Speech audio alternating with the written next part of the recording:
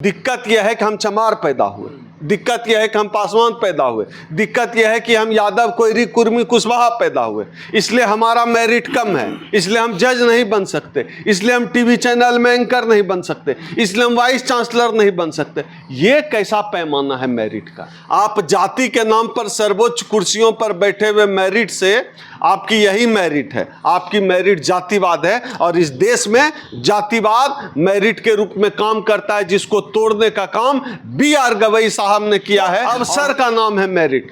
अवसर जहां जहां हमें अवसर मिला है, बाबा साहब डॉक्टर अंबेडकर को अवसर मिला तो बाबा साहब डॉक्टर अंबेडकर ने दुनिया की सबसे बड़ी क्रांति की और करोड़ों लोगों की जिंदगी बदल दी। और गवई साहब से हम यह उम्मीद करते हैं कि अब तक यह नॉन जुडिशियल में लागू है।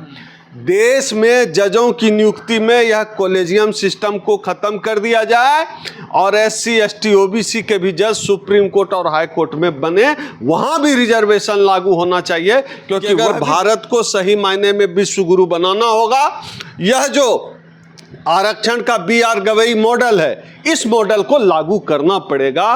देश के आप SC ST OBC को जो है संसाधनों से वंचित रख के आप देश का विकास नहीं कर सकते।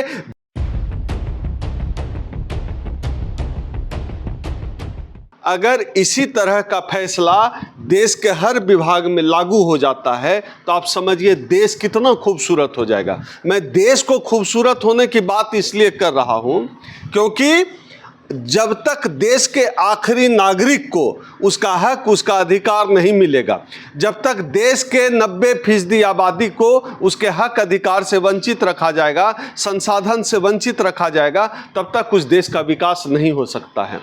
B.R. गवई साहब ने एक मिसाल पेश की है। और एक बात और समझ में आती है, आप देखिए एक दलित चीफ जस्टिस ऑफ इंडिया बनता है तो देश की सूरत कितनी बदल गई। अभी पिछले दिनों खान सर जो बहुत वायरल पॉपुलर टीचर हैं, उन्होंने एक वीडियो में कहा कि अगर डॉक्टर अंबेडकर इस देश के प्रधानमंत्री होते तो इस देश की तस्वीर कुछ और होती। मुझे लगता है कि B.R. गवई साहब में बाबा साहब का स्वरूप उतर आया है और B.R. गवई साहब ने यह साबित कर दिया है कि सच में उनके वंशजों में उनके पिताजी ने बाबा साहब के साथ काम किया। शुद्ध जो है वो अंबेडकरवादी हैं, बौद्धिस्ट हैं, और उन्होंने इस बात को साबित किया। और जो बात खान सर ने कही कि अगर बाबा साहब डॉक्टर अंबेडकर इस देश के प्रधानमंत्री होते तो देश कुछ और होता, तो यह साबित कर दिया गवई साहब ने। जब वो चीफ जस्टिस ऑफ इंडिया बने, उन्होंने तस्वीर बदल दी और एक ऐसा उदाहरण पेश किया जिससे कि पूरे देश को आज प्रेरणा लेकर, मुझे लगता है कि देश के हर विभाग में, यह संसद में जो है मंडल कमीशन की सिफारिशें जो पेंडिंग है, वो तो यही तो है जो गवई साहब ने किया। उन्होंने एक साथ OBC को भी आरक्षण देने का काम किया। मुझे लगता है कि अगर भारत को सही मायने में विश्व गुरु बनाना होगा, यह जो आरक्षण का B.R. गवई मॉडल है, इस मॉडल को लागू करना पड़ेगा। देश के आप SC ST OBC को जो है संसाधनों से वंचित रख के आप देश का विकास नहीं कर सकते। देश का एक बड़ा तबका कहीं नहीं था, उसको एक बड़ा उदाहरण देकर पेश किया है गवई साहब ने। और आपके चैनल के माध्यम से मैं B.R. गवई साहब से यह भी उम्मीद करूंगा कि देश का SC ST OBC समाज आज जो है वहाँ जो है उम्मीद भरी नज़रों से देख रहा है। जहाँ हम कभी उम्मीद नहीं करते थे, वहाँ कभी हमारा आदमी होगा, और हमारा आदमी होगा भी तो हमारी बात करेगा, यह हमको विश्वास नहीं था। B.R. गवई साहब ने उम्मीद जताई है और हम सब इस देश का Bahujan Samaj, SC ST OBC समाज इस बात की उम्मीद करता है। मैं SC ST OBC समाज की बात नहीं कर रहा हूँ, मैं उन लोगों की भी बात कर रहा हूँ जो इस देश में प्रगतिशील हैं, अम्बेडकर को मानने वाले हैं, संविधान को मानने वाले हैं। मुझे लगता है कि जितने प्रगतिशील लोग हैं, बाबा साहब को मानने वाले लोग हैं, संविधान, लोकतंत्र, संसद में यकीन रखने वाले लोग हैं, देशभक्त लोग हैं, मुझे लगता है कि देशभक्त लोग भी चाहते होंगे कि देश के संसाधन में SC ST OBC की भागीदारी हो। और गवई साहब से हम यह उम्मीद करते हैं कि अब तक यह नॉन जुडिशियल में लागू है।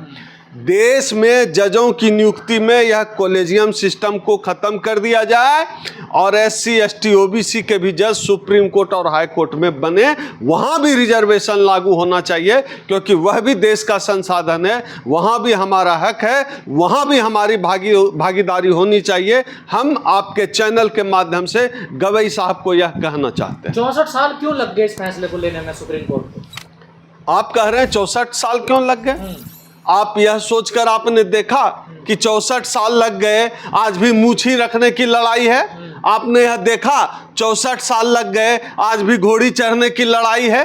64 साल हो गए, आज भी हमारे ऊपर मूत दिया जाता है, आज भी पैखाना खिला दिया जाता है, आज भी हमारे लोग कहीं कहीं पैखाना साफ कर माथे पर ढोने के लिए विवश हैं। 64 साल हो गया। यह देश इतनी आसानी से और इतनी तेजी से बदलने वाला नहीं है। जातिवादियों ने, मनुवादियों ने इस देश को जितना पीछे कर दिया है ना, ये 64 लाख साल भी कम है इस देश को जो है एक देश बनने में और सभी इंसानों के रहने लायक बनने में। नहीं होती है, ये क्या क्या कर पाएंगे लोग?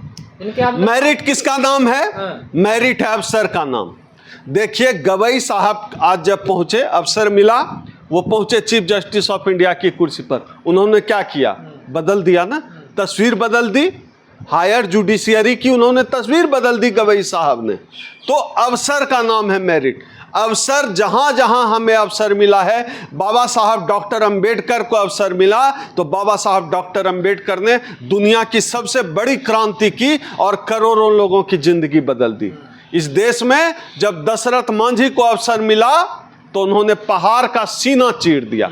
हमें अवसर, और हम अवसर बनाते हैं, हम अवसर खोजते हैं। हम वो नहीं है कि मंदिर का घंटा बजा रहे हैं और हमको अवसर मिल रहा है। हमने अवसर खोजे हैं, हमने अवसर बनाए हैं। हमें तो सब, इस देश में हमने पानी पीने की भी लड़ाई लड़ी है। बाबा साहब ने चावदार आंदोलन किया, तब हम सार्वजनिक जगह पर पानी भी पी सकते हैं। माता सावित्रीबाई फुले ने गोबर सहा अपने शरीर पे, तब आज हमारे हाथों में कलम है। हमारे लिए यह लड़ाई आसान नहीं थी।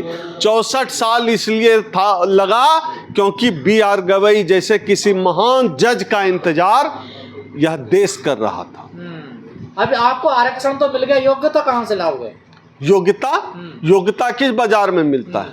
योग्यता आप बैठे हुए हैं, एक जो है एक खास जाति का जज बना हुआ है, उसका दामाद फिर जज बनेगा, उसका भतीजा फिर जज बनेगा, फिर उसका चचेरा भाई जज बनेगा, फिर उसका चचेरा भाई का मौसेरा जज बनेगा, उसका मौसेरा भाई का दामाद का चाचा जज बनेगा। इसको शास्त्रों में कॉलेजियम सिस्टम कहा गया और इसी को मेरिट करते हैं। विश्वविद्यालय में इंटरव्यू होता है, बोर्ड में कौन बैठा होता है? शर्मा, मिश्रा, पांडे, झा, चक्रवर्ती, और ये लोग जो है मेरिट डिसाइड करते हैं ये किनको बनाएंगे। पूरे देश के जितने भी विश्वविद्यालय हैं, HOD की कुर्सी पर कौन बैठा हुआ है? किस जाति के लोग बैठे हैं? वाइस चांसलर की कुर्सी पर किस जाति के लोग बैठे हुए हैं? आप जाति के नाम पर सर्वोच्च कुर्सियों पर बैठे हुए मेरिट से आपकी यही मेरिट है, आपकी मेरिट जातिवाद है। और इस देश में जातिवाद मेरिट के रूप में काम करता है, जिसको तोड़ने का काम BR गवई साहब ने किया है। और हम उम्मीद करते हैं आने वाले समय में ये देश वैसा नहीं रहेगा जैसा था, यह देश बदलेगा। एक BR गवई साहब आए हैं, जाने कितने ऐसे लोग क्रांति करने के लिए तैयार बैठे हैं। और इस देश में मेरिट अवसर का नाम है। जिसको अवसर मिला उसको मेरिट है, अवसर नहीं मिला कोई मेरिट नहीं। मैं उदाहरण देता हूं, आप चलते हैं ना दिल्ली का ITO चौक पर, जो बच्चा आकर आपका खिड़की खटखटाता है 10 रुपया दे दो, उस बच्चे को, 2 बच्चे को उठाइए, एक को आप हमारे बिहार के घोरघट गांव में एडमिशन करवा दीजिए और एक बच्चे का एडमिशन कराइए करोल बाग के पब्लिक स्कूल में। खराब स्थिति में भी जो करोल बाग का पब्लिक स्कूल में पढ़ा बच्चा है वो इंजीनियर या मैनेजर बनेगा, और जो गांव के पब्लिक स्कूल, गांव के सरकारी स्कूल में पढ़ा हुआ बच्चा है वो मास्टर और सिपाही भी बन पाएगा, इसकी गारंटी नहीं है। इसका क्या मतलब हुआ?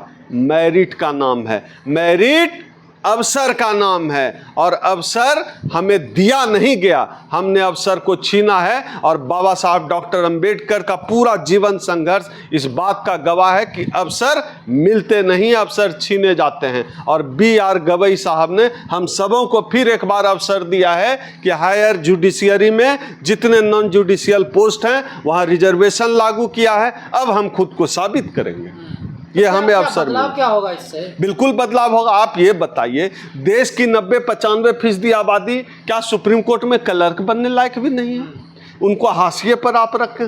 दिक्कत क्या है आपकी? दिक्कत यह है कि हम चमार पैदा हुए, दिक्कत यह है कि हम पासवान पैदा हुए, दिक्कत यह है कि हम यादव कोयरी कुर्मी कुशवाहा पैदा हुए, इसलिए हमारा मेरिट कम है, इसलिए हम जज नहीं बन सकते, इसलिए हम टीवी चैनल में एंकर नहीं बन सकते, इसलिए हम वाइस चांसलर नहीं बन सकते। ये कैसा पैमाना है मेरिट का?